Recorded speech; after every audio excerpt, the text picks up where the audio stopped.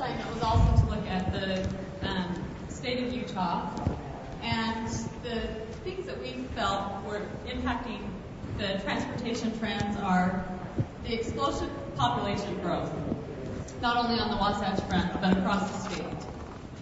This leads, of course, to an increase in the diversity that we're seeing in the state, including an increase in seeing more and more people with disabilities in the community.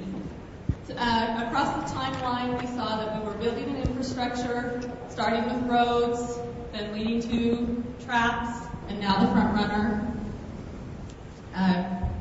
Toward the further end of the timeline, we saw that we were seeing more and more events coming into the state, with bringing the jazz to the state, then the Olympics.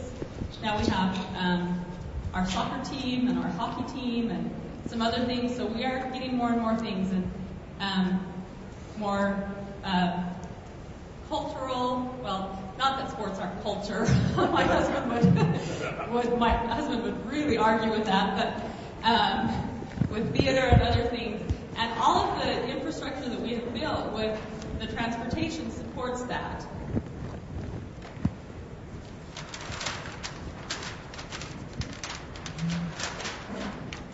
We discussed that because of geographic and other things that exist in the state, other barriers that exist in the state, there's a perception that, and a status symbol, that everyone needs a car, and that is definitely the preferred mode of transportation in this state. But that perception is evolving, and we need to capitalize on that. Recognizing that now we have a higher awareness of environmental concerns, the cost of gas is rising so astronomically that fairly soon we will not be able to afford our car payment and fill it up at the gas station. So if we can capitalize on that,